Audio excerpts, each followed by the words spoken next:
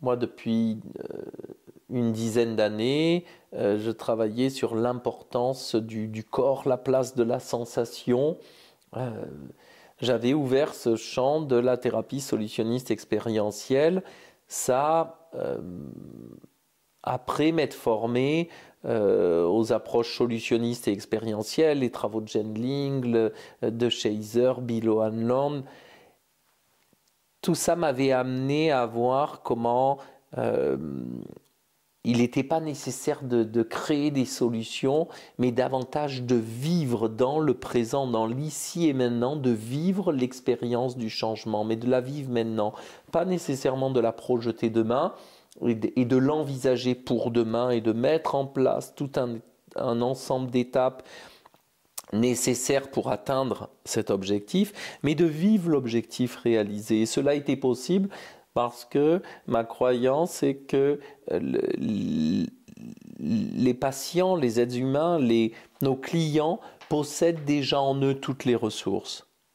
Je travaillais sur cela et j'ai rencontré Stéphanie Calva qui est venue se former chez moi à l'Institut Inside en hypnose et en thérapie brève.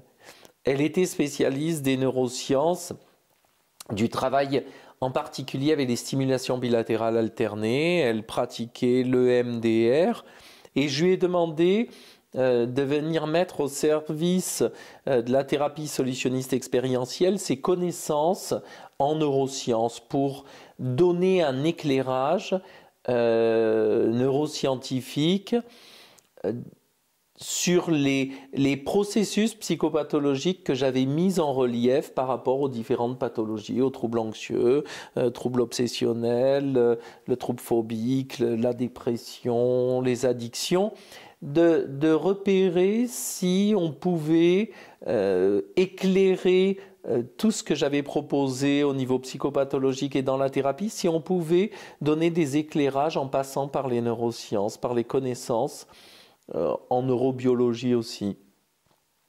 De là est venue l'idée de travailler sur la question en particulier du trauma et d'envisager le travail qui est proposé en EMDR, non pas comme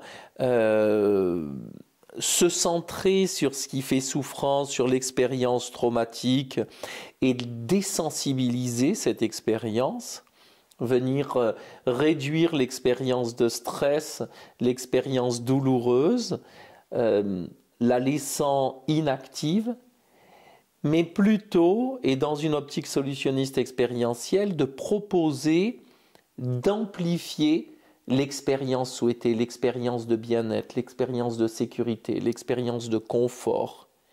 C'est une autre vision. On utilise un point commun, ce sont les stimulations bilatérales alternées, mais notre optique est davantage d'amener le client dans l'ici et maintenant de la séance, dans l'instant de ce présent-là, à vivre l'expérience qu'il souhaite. Et cette expérience est disponible.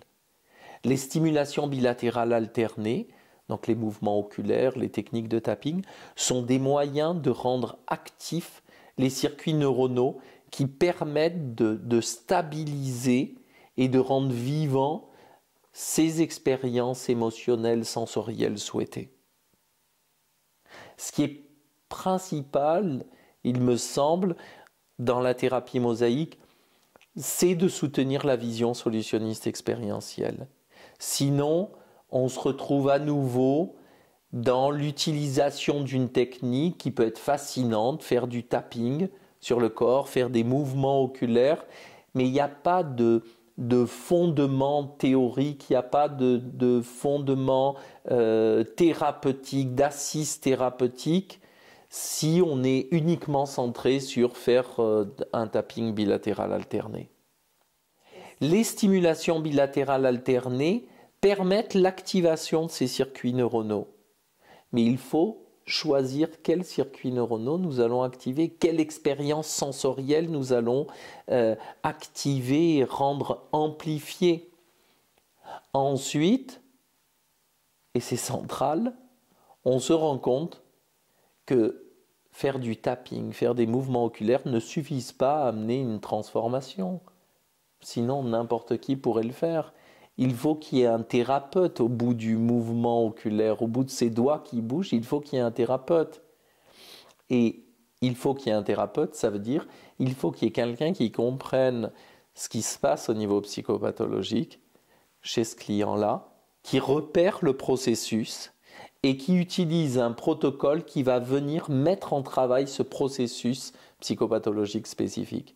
C'est ce qui m'a amené à construire un protocole par pathologie, parce que chaque protocole tient compte du processus spécifique de cette pathologie-là. Sinon, on se retrouve avec, et c'est ce que certaines techniques proposent, une technique où on fait du tapping sur une émotion et le patient essaie de refaire ça, mais c'est inefficient. Ça ne fonctionne pas. Ça met un apaisement peut-être temporaire parce que le patient, pendant 1 heure, on l'a focalisé sur une expérience et il est dans un dispositif qui est calme, il y a un interlocuteur qui est un humain qui est là, qui est présent, il y a l'effet placebo qui va venir soutenir tout cela. Mais ça n'est pas de taper sur des épaules ou de faire bouger les yeux qui va faire que le changement se produit et que la personne ne vit plus son expérience dépressive ou une addiction à l'héroïne, etc. Sinon, ce serait tellement simple et aujourd'hui, il n'y aurait plus toutes ces pathologies-là. La mise en place de protocoles spécifiques qui tiennent compte de la psychopathologie de nos clients est une différence centrale. La deuxième grande différence, c'est le modèle, les fondations, le modèle de base qui soutient qu'on n'est pas là pour désensibiliser, désactiver, mais qu'en TSE, on est là pour rendre actif ce qui est déjà là, chez chacun d'entre nous. Et nous possédons tout ce que nous souhaitons. Tout ce que nous souhaitons demain, nous le possédons déjà aujourd'hui.